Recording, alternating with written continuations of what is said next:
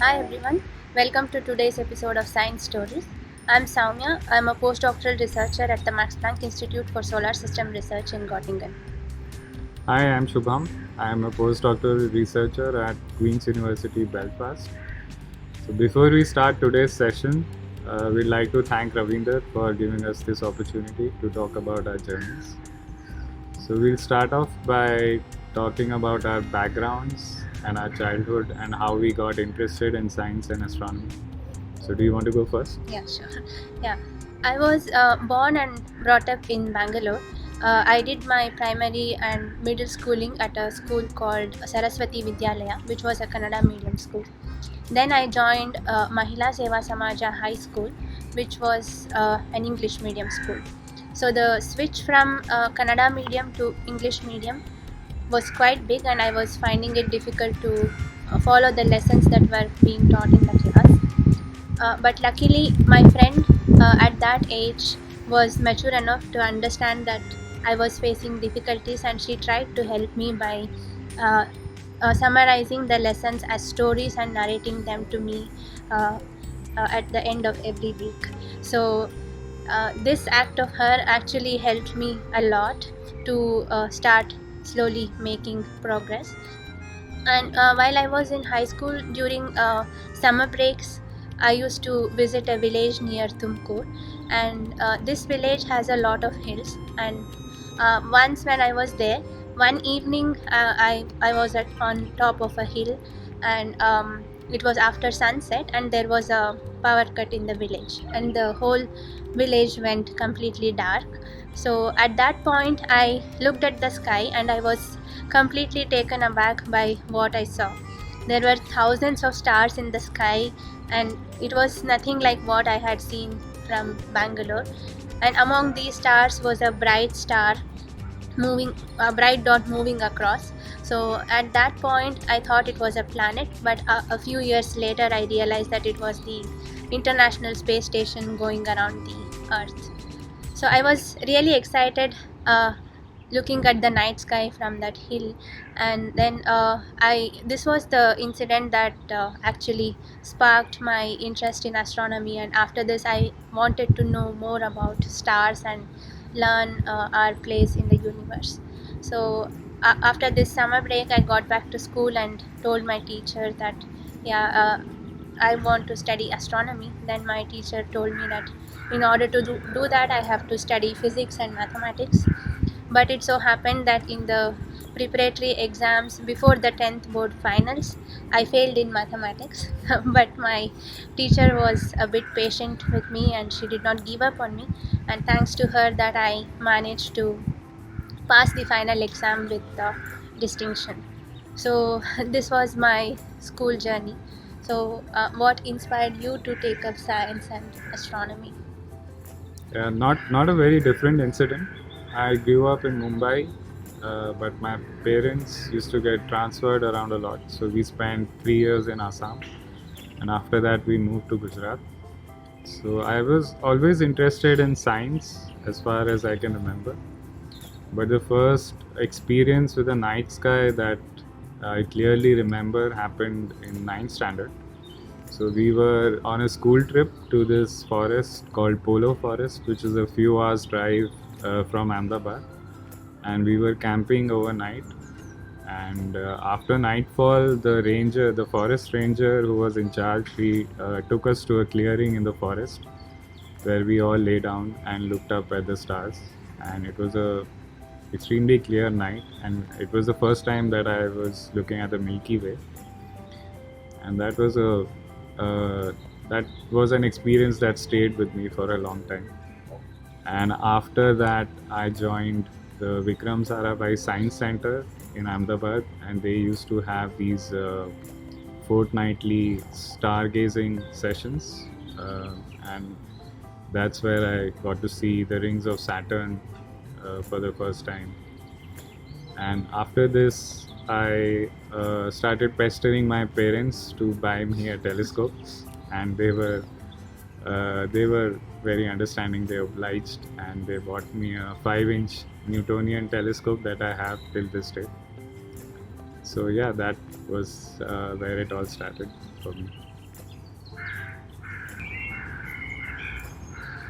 So you studied in a school which comes under Central Board. So Yeah. for you, 11th and 12th standard is still considered school. Yeah. Okay, we call it pre-university here, and we are already considered college students. So, what did you study in your 11th and 12th, and what did you do after your 12th? So I had PCMB in my 11th and 12th. I had physics, chemistry, maths, and bio. And after 12th, I was not entirely sure what I wanted to do. There was two paths. I could have gone for a bachelor's in science or engineering. So I chose engineering because generally it's considered to be the safe option. So I joined NIT Warangal for my bachelor's in engineering. At NIT, yeah, I wasn't thinking too much about astronomy, but there was an astronomy club which I joined. It was a very small club. So during the cultural festival, we wanted to have a stargazing session, for which we required a telescope, but we were told that there are no funds. So I got in touch with an amateur astronomer in Hyderabad. Hyderabad was around 3 hours bus ride away from Varanasi, and the amateur astronomer was extremely understanding and considerate. He offered to lend his telescope for the event for the weekend. So I had to travel to and fro to Hyderabad to return his telescope as well after the event, but I think it was well worth it. The event was well received. So, in my final year of engineering, I appeared for the IUCA entrance exam, and I did get through the written exam, but I didn't clear the interview. And after that, final year of engineering, we get busy with other things. There's campus placement as well. So I did have a job offer through campus placement, and after engineering, I was waiting for to join that job. But we learned that the job offer was delayed. The joining was delayed for around 6 months. So it was during that time that I spotted the ad for the integrated MSc PhD position that was jointly called for by IIA and IGNOU. So I appeared for the entrance exam and somehow cleared it, and then I was called for the interview, which I also managed to clear. So I was fortunate. There was a series of fortunate events that kind of ended up with me joining IIA for my integrated MSc PhD. So what was your trajectory? How did you end up at IIA? Yeah, so my trajectory was similar to yours until 12th standard, but after that it deviated. I joined for a pre-university course at BMS College for Women. I also opted for PCMB. Completed first year, but the second year became a bit challenging because we could not pay the fees at the start. So my parents didn't have a fixed source of income, so financial difficulties in our family were becoming more significant. But despite this, my parents wanted both me and my younger brother to get good education, so they took loans from their acquaintances, and our relatives helped us, and a few individual donors gave us scholarship. With all this, we could manage until first year of PU, but by then they had exhausted all the resources. So then we had to request the college principal to give us more time to pay the fees. So when we were waiting for other resources, my uncle came across a newspaper ad from an NGO called Prerana, which supports students from financially weaker background for their education. So I applied to this organization and was fortunate enough to get selected. and then they actually provided financial support for me from then on for my education. So yeah, I completed pre-university course, and yeah, I did not go for any coaching during my 10th standard or during my pre-university board exams. And I also didn't go for any of the entrance exams for engineering or medicine. So I had a lot of time to spare, so I engaged myself in different extracurricular activities. I love sports, so I played a lot of sports, and I also enjoyed music. I learned music and dancing, and I also joined the army wing of National Cadet Corps.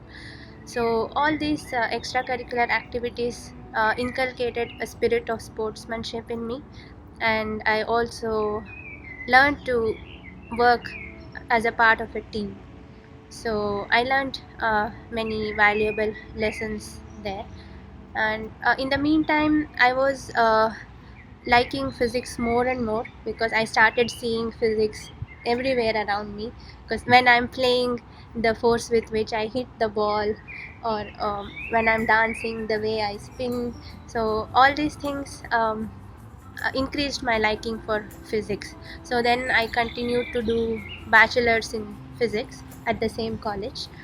And while I was during my doing my bachelor's, I happened to learn about Jawaharlal Nehru Planetarium, and I visited it and met Professor Shailaja there, and she introduced me to this program REAP, which stands for Research Education Advancement Program. So this program is designed in a way not to interfere with the regular college curriculum. So they conduct classes over weekends, and it's a 3-year long program. And during these classes, they give exposure to students of advanced concepts in physics and mathematics, and also to research environment. So I enrolled for this course in parallel with I completed this in parallel with my bachelor's and master's in physics at Bangalore University. And during my masters, along with my friends Supriya and Sangeeta, I started preparations for PhD entrance exams. And we gave a couple of exams. I did not clear all of them, but I cleared IAS entrance exam and joint entrance screening test. And all three of us also appeared for IA interviews. And yeah, our efforts have paid off, and all three got selected for PhD program at IIA. So I was very happy because when I got the offer letter for physics, I thought that okay, now since I get fellowship, I can support my family financially and also pursue my passion at the same time. So this is how I ended up in IIA. So you made the transition from engineering to astronomy. So how did you find this transition? Yeah, it was difficult at first. The courses were difficult. There was a steep learning curve. And my first foray into research was my MSc project, which also had a steep learning curve, and I didn't do so well in the project. My second research experience was the post MSc project work, where I was working at the radio observatory at Gauribidanur, and my project was about programming a microcontroller circuit for real-time data acquisition from a 2-element radio interferometer. So I think I was more at home with the post MSc project because of my engineering background. But at the end of it, I decided I wanted to do science, and I was always more inclined towards the experimental and observational side of science. So I decided to join Professor G.C. Anupama and her group, where my thesis was on observations and analysis of type 1a supernovae. So type 1a supernovae are a specific kind of stellar explosions where the explosion is actually due to white dwarfs as opposed to collapsing cores of massive stars. So I'm very grateful to my supervisors because they kept me on the right path, but they also gave me the freedom to make my mistakes and to grow as a researcher. And I'm also very grateful to everybody who's associated with the observatory, the 2-meter Himalayan Chandra telescope. That includes the observatory staff at Hanle and Ladakh, and also the staff at Crest Hoskote. Apart from the academics, I also want to say that I think it's important to develop your hobbies while you're doing your research as well, to keep yourself occupied. Because in research, you will face frustrations. There will be days or weeks where you have made little progress, and it's often about trying new things and then they don't work, and then you have to go back to square one. So it's important to have an outlet to express yourself creatively some other way. So for me, this was sports and music, and also bird watching and photography that I'm very passionate about. And I have very fond memories of the IA hostel, which is called Bhaskara, where I used to jam with fellow music enthusiasts. Yeah, yeah. I always enjoyed the music that you guys played. Thank you. So, I also stayed at this hostel Bhaskara during my PhD, and it was my first ever experience of staying in a hostel away from family, and it was a really good one. I had a very nice time in Bhaskara, and where I get to meet people from all over the country, people from various cultural and educational background, and this really helped me to grow as a person and develop a broader perspective. So when Shubham was doing his uh, second year of masters, I joined for my PhD, and the coursework of my PhD overlapped with his second year curriculum. So that's when I met Shubham and we did the coursework together. And after completing it, while Shubham opted for observational astronomy, I went for theoretical astrophysics. So, as part of the REAP program in planetarium, I had already done a project with Professor K.N. Nagendra at IAA. So, I liked the project and I wanted to continue working on similar topic for my PhD. So, I chose him as my PhD supervisor. And for PhD, we worked on establishing a theoretical formulation to extract signatures of strong magnetic fields uh, that are present on the sun using the light that we receive from the sun. So after while I was doing this project, I also took part in various outreach activities that was organized by IA, be it Science Day or visits to nearby government and private schools.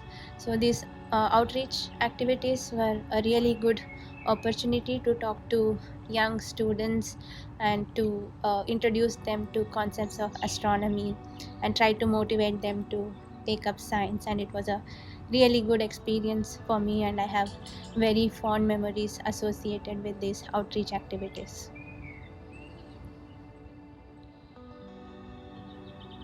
After completing PhD at IIE, I joined Udaipur Solar Observatory as a postdoc. I spent a few months there learning solar data acquisition and analysis, and then I joined the Max Planck Institute for Solar System Research as a postdoc, where I work on analyzing and modeling solar observations. So what you see here is an image of the sun. Sun is one of the billions of stars in our galaxy, and it is our nearest star. So its proximity makes it possible to study phenomena on its surface as well as in its atmosphere in great detail using ground and space-based telescopes. So this image shown here is taken by a space-based telescope. And when you look at a smaller region on the sun in greater detail, this is what you would see. So this movie is made using high resolution images taken by a telescope called DKIST on ground. And what you see in this movie is the dynamic solar surface, which shows the granulation pattern. So, in the solar interior, magnetic field is generated because of the dynamo action, and these magnetic fields emerge on the solar surface in the form of bright and dark features. So, dark features like sunspots cause a reduction in the surface brightness of the sun, whereas bright features like faculae increase the surface brightness. So, my current research focuses on the brightness changes caused by these surface magnetic features. So here at Queen's, I work mainly on different kinds of transients. So an astronomical transient is a phenomena or a kind of object that lasts for a short amount of time. So an astronomical transient can last from a few milliseconds to several years. So these are time scales that we can observe in our lifetime. And examples of transients include supernovae, but also novae and other kind of events like gamma ray bursts and tidal disruption events, and also gravitational wave sources. So let me very briefly show you how we find transients with the help of modern surveys. So what you see here on the image that you see here is from the Pan-STARRS telescope. It's a recent image that was taken last year of this region of sky.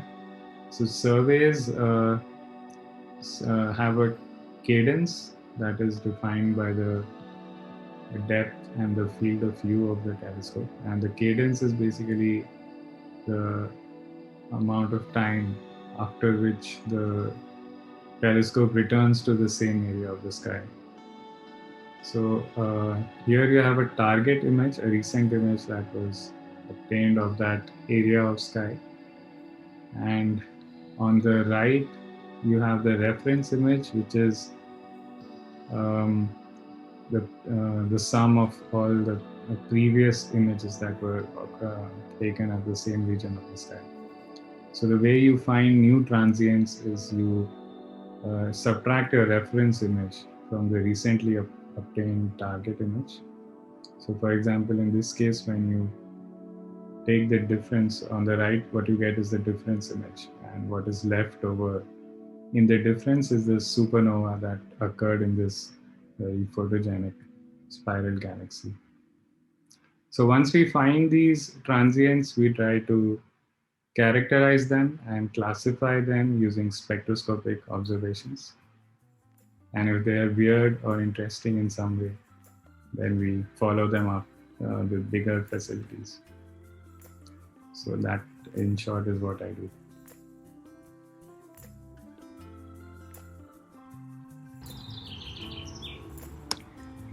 So apart from academics, I think science has at least in part informed and influenced my worldview. So I was around 18 or 19 when I worked out that I was an atheist. And part of it was probably because of studying biology and evolution, but also because of studying astronomy. For example, when you learn that the Earth is not the center of the solar system and the Sun is not the center of the Milky Way. And a little later in cosmology, you learn that there is nothing inherently special about our location in the universe. But I think another contributing factor was the fact that I was not indoctrinated by my family when I was a child. I was encouraged to think for myself and come to my own conclusions. And I'm very thankful for that. But I think currently there is a pressing need for us as a society to develop a strong scientific temper. And a scientific temper is a way of life. It's not something that you can develop only if you're a scientist or a doctor or an engineer. It's about having a skeptical or critical outlook towards any ideas or claims that you would encounter in your day to day life. And I think a strong scientific temper is like a shield against pseudoscience and superstition. And I think in this regard, the significance of outreach activity cannot be understated. I have a feeling that as a research community, we don't take scientific outreach as seriously as we should probably do. Like personally, I am guilty of this myself. I did not actively participate in outreach activities when I was in my PhD until pretty late in my PhD. And I think the reason why it is so important is because there is an ever widening gap between the frontiers of scientific research on the one hand and the general levels of public awareness on the other. And I think it's essential that as researchers we do our bit to bridge this gap. Yeah, I completely agree with what you just said. Yeah, so in the end, for all the students watching this video, I would just like to put across a message. So take your time to figure out what you want to do. It need not necessarily be science.